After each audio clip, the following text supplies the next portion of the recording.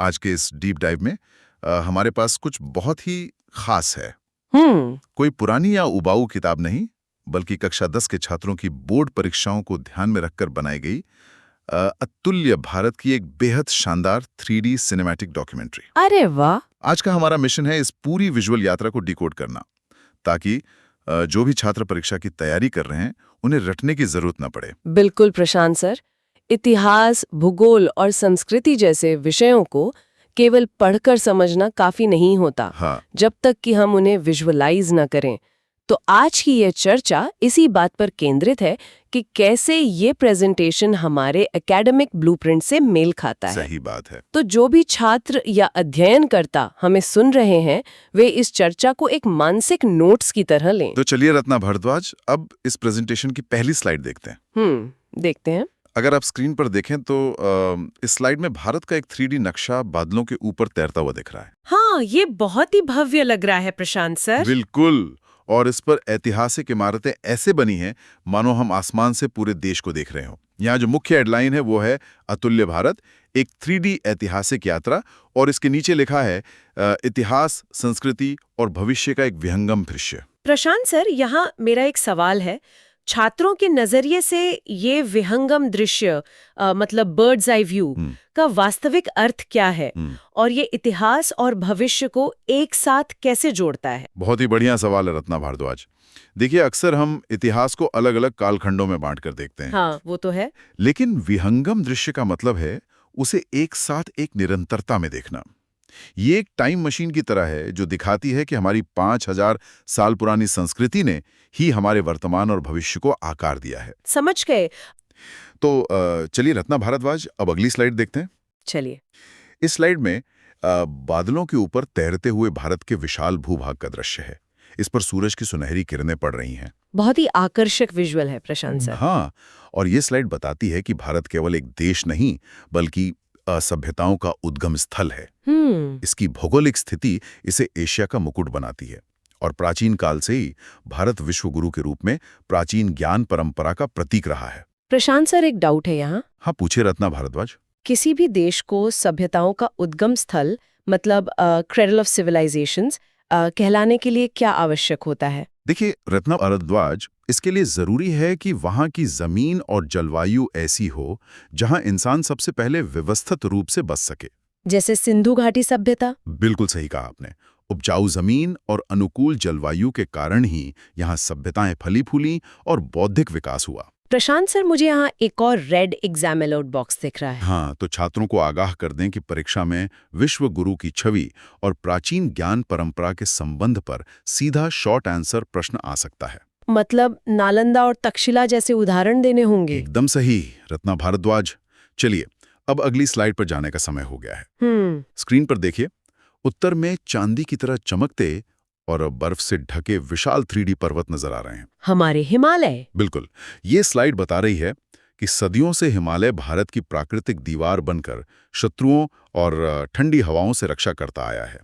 ये केवल पर्वत नहीं, बल्कि गर्व से ऊंचा भारत का मस्तक है। प्रशांत सर, यहाँ एक भौगोलिक डाउट है। बताइए रत्ना भारद्वाज। रणनीतिक दृष्टिकोण तो समझ आता है, पर भौगोलिक दृष्टि से यह प्राकृतिक दीवार कैसे कार्य करती है? बहुत ही लॉजिकल सवाल है रत्ना भारद्वाज। देखिए, रणनीतिक रूप से तो ये सेनाओं को रोकता है, लेकिन भौगोलिक रूप से ये एक विशाल शील्ड है। अगर हिमालय न होता तो मध्य एशिया की बर्फीली हवाएं भारत को एक ठंडे रेगिस्तान में बदल देती। अरे हाँ प्रशांत सर, यहाँ एक रेड एग्जाम अलर्ट बॉक्स भी है।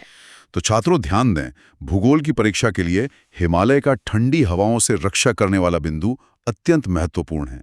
ये रीजन और असर्शन वाले सवालों में पक्का आता है। ये सच में बहुत काम का अलर्ट है।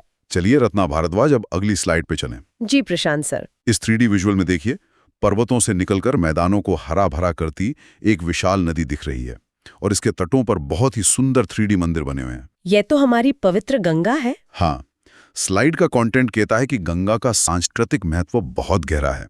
ये सिर्फ जल नहीं है रत्ना भारद्वाज, ये हमारी जीवन रेखा और मोक्षदायिनी है। इसके तटों पर ही हमारी महान संस्कृति फली फूली है। प्रशांत सर, इस बात पर मेरा एक सवाल है। हाँ रत्ना भारद्वाज, पूछिए। एक नदी किस प्रकार पूरी संस्कृति के फलने फूलने का केंद्र बन जाती है? मतलब सिर्फ पानी से तो? देखिए रत्ना भारद्वाज, नदियां पहाड़ों से उपजाऊ मिट्टी लाती हैं। अच्छा, गाद की बात कर रहे हैं आप? बिल्कुल।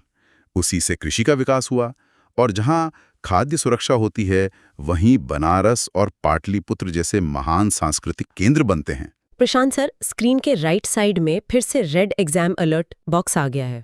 तो सभी श्रोताओं को सचेत कर दूं कि भारत की जीवन रेखा के रूप में गंगा का महत्व, परीक्षा के मैप वर्क और सांस्कृतिक इतिहास दोनों के लिए 100% संभावित प्रश्न है। मैप वर्क में गंगा बेसिन पक्का आता है। हाँ, तो चलिए रत्ना भारद्वाज, अब अगली स्लाइड की घोषणा करते हैं। जी प्रशांत सर, देखते हैं क्या है इसमें। अरे वाह, इस 3D अद्भुत इमारत को देखिए। सफेद संगमरमर से बनी और पूर्ण समरूपता यानी सिमेट्री के साथ खड़ी है। ताजमहल की सुंदरता ही अलग है प्रशांत सर। बिल्कुल रत्ना भारद्वाज, स्लाइड बताती है कि ये मुगल वास्तुकला का नायाब नमूना है और दुनिया के 7 अजूबों में से एक है। यह भारत की कलात्मक श्रेष्ठता का शाश्वत प्रतीक है। प्रशांत सर, वास्तुकला में इस पूर्ण समरूपता की कठिनाई और इसके महत्व के बारे में थोड़ा बताएंगे? देखिए रत्ना भारद्वाज, 17वीं शताब्दी में जब कोई आधुनिक उपकरण या कंप्यूटर नहीं थे, तब केवल हाथों से इतने विशाल ढांचे को ऐसा बनाना कि दोनों हिस्से बिल्कुल एक जैसे दिखें, ये इंजीनियरिंग का चमत्कार है। सच में अद्भुत है।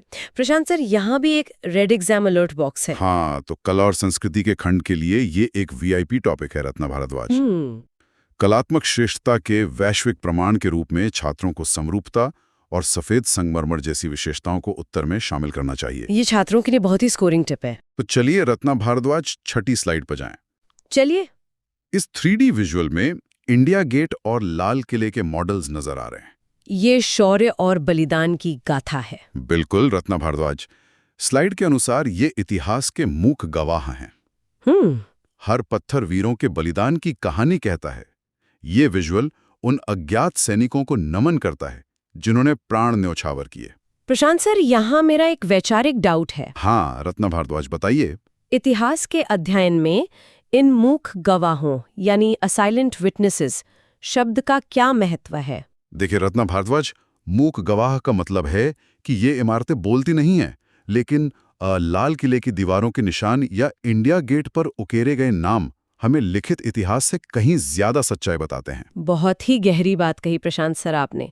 और यहाँ एक रेड एग्जाम अलर्ट बॉक्स भी ब्लिंक कर रहा है। तो अध्ययनकर्ताओं के लिए ये स्पष्ट कर दूं कि अज्ञात सैनिकों के सम्मान से जुड़ा मूल्य आधारित प्रश्न परीक्षा में अनिवार्य रूप से पूछा जा सकता है। मतलब वैल्यू बेस्ड क्वेश्चन। बिल्कुल। नागरिक के रूप में हमारी जिम्मेदारी पर चलिए रत्ना भारद्वाज, अब स्लाइड 7 पर जाने के लिए तैयार हो जाएं। मैं बिल्कुल तैयार हूं प्रशांत सर।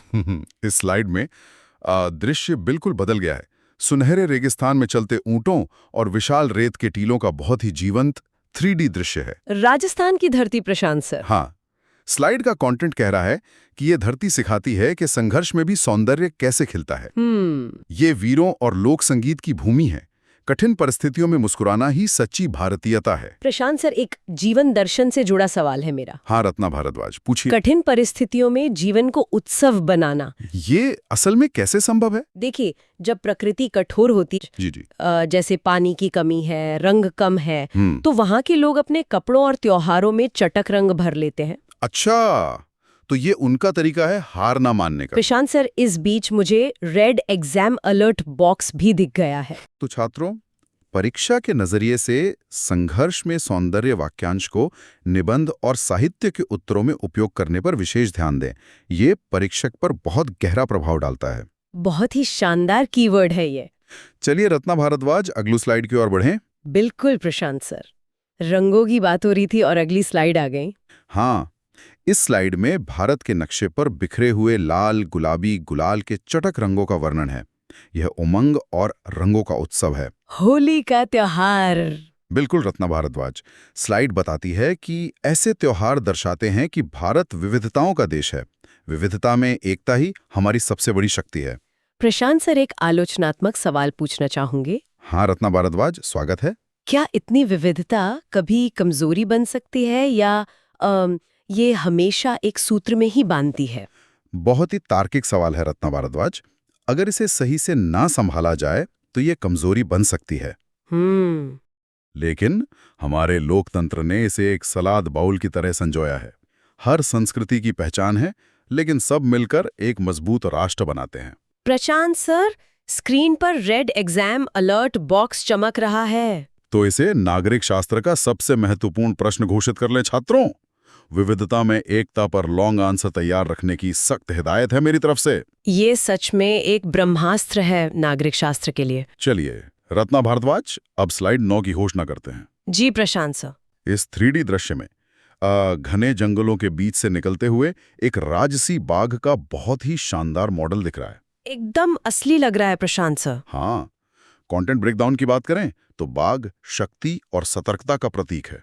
ये समृद्ध वन्य जीवों और जंगलों की अच्छी सेहत को दर्शाता है। प्रकृति का संरक्षण हमारी परंपरा भी है और आवश्यकता भी। प्रशांत सर, मेरा एक बहुत ही तार्किक सवाल है यहाँ। हाँ रत्ना भारद्वाज, पूछिए। केवल एक बाघ की उपस्थिति से पूरे जंगलों की अच्छी सेहत कैसे प्रमाणित होती है? बहुत अच्छा सवाल है रत्ना भारद्वाज। देखिए, बाघ इकोसिस्टम में सबसे ऊपर है।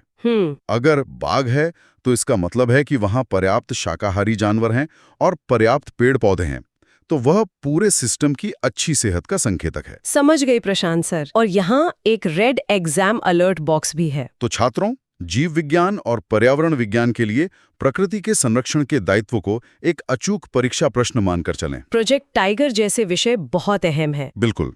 चलिए रत्ना भारद्वाज, स्लाइड 10 पर चलें। चलिए प्रशांत सर। यह स्लाइड दक्षिण भारत की शांति को दर्शाती है।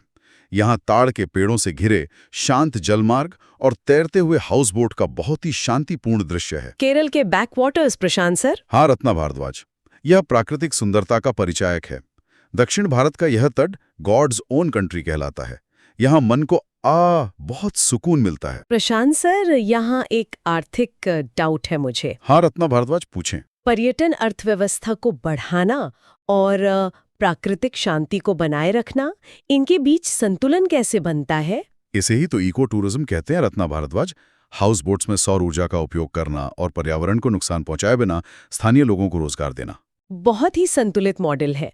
प्रशांत सर, यहाँ रेड एग्जाम अलर्ट बॉक्स भी नोटिस कर ले हम। तो छात्रों, मैप वर्क और वस्तुनिष्ठ प्रश्नों के लिए गॉड्स ओन कंट्री के भौगोलिक महत्व को एकदम रट लें। ये परीक्षा में अक्सर आता है। तटीय मैदानों की स्थिति भी। बिल्कुल। चलिए रत्ना भारद्वाज, 11वीं स्लाइड की ओर बढ़ें। जी प्रशांत सर।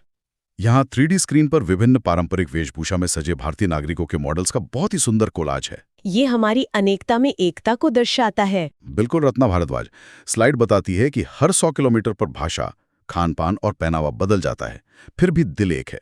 हमारी असली दौलत हमारे लोग हैं। प्रशांत सर, एक डाउट है मेरा यहाँ। हाँ रत्ना भारद्वाज। ये जो साझा सांस्कृतिक विरासत है, इसके निर्माण की प्रक्रिया क्या होती है? देखिए, जब अलग अलग समुदाय हजारों सालों तक एक साथ रहते हैं, व्यापार करते हैं, तो उनकी संस्कृतियां आपस में घुल मिल जाती हैं रत्ना भारद्वाज। इसी संवाद से साझा विरासत बनती है। बहुत खूब प्रशांत सर। और यहाँ मुझे रेड एग्जाम अलर्ट बॉक्स दिख रहा है। तो अध्ययन करता हूँ सामाजिक विज्ञान में मानव संसाधन ही असली दौलत है। इस सिद्धांत को परीक्षा के लिए ब्रह्मास्त्र मानकर तैयारी करें। ये तो बहुत ही स्कोरिंग सिद्धांत है प्रशांत सर। चलिए रत्ना भारद्वाज, स्लाइड 12 की घोषणा करते हैं। जी प्रशांत सर, देखते हैं क्या है। इस स्लाइड में भारत के नक्शे के ऊपर एक शानदार आधुनिक हाईवे पर दौड़ते हुए रंग बिरंगे ट्रक का 3D दृश्य है। यह प्रगति के पहिए हैं प्रशांत सर। बिल्कुल रत्ना भारद्वाज, ये भारत की रफ्तार है। कश्मीर से कन्याकुमारी तक का परिवहन तंत्र देश की अर्थव्यवस्था की रीढ़ है। हम परंपराओं के साथ आधुनिकता की ओर बढ़ रहे हैं। प्रशांत सर, एक कॉन्सेप्चुअल डाउट है मेरा। हाँ रत्ना भारद्वाज। परिवहन तंत्र को अर्थव्यवस्था की रीढ़ मतलब बैकबोन क्यों कहा जाता है? देखिए, खेतों में अनाज हो या कारखानों में सामान, वो तब तक बेकार है रत्ना भारद्वाज जब तक बाजार तक न पहुंचे। जिस तरह रीढ़ की हड्डी शरीर को सीधा रखती है, वैसे ही ट्रांसपोर्ट नेटवर्क अर्थव्यवस्था को जिंदा रखता है। एकदम स्पष्ट हो गया प्रशांत सर। और यहाँ एक रेड एग्जाम अलर्ट बॉक्स भी है। तो अर्थशास्त्र के छात्रों को स्पष्ट कर दूं कि परिवहन और अर्थव्यवस्था का संबंध एक निश्चित 5 अंकों वाला प्रश्न है।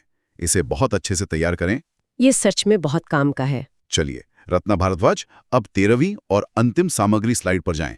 चलिए प्रशांत सर। इस विजुअल में देश के हृदय में अंकित एक विशाल 3D शब्द उभर कर आता है। वो शब्द है भारत। बहुत ही शक्तिशाली दृश्य है ये। बिल्कुल रत्ना भारद्वाज। और इसका कंटेंट बहुत गहरा है। भा का अर्थ है प्रकाश या ज्ञान, और रथ का अर्थ है लगा हुआ। हाँ।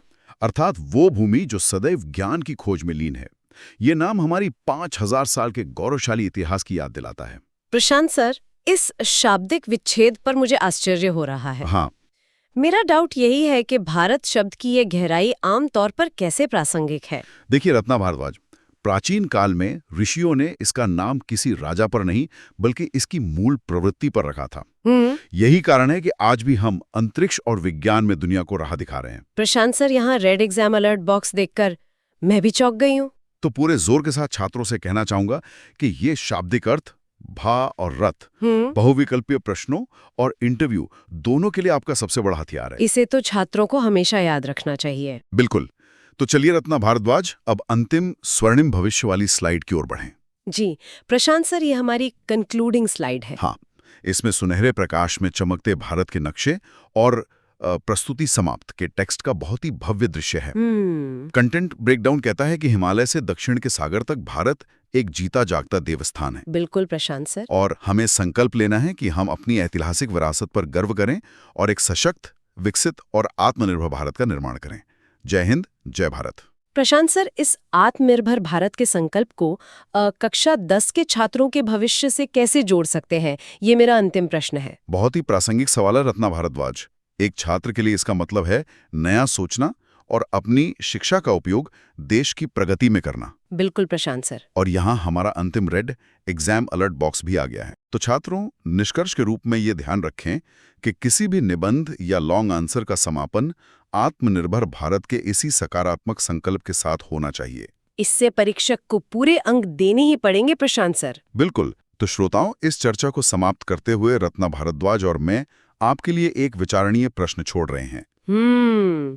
आपने इस 3D यात्रा में भारत का अतीत और वर्तमान देखा। अब सोचिए, एक छात्र के रूप में आप भारत के स्वर्णिम भविष्य में अपना क्या 3D योगदान देने वाले हैं।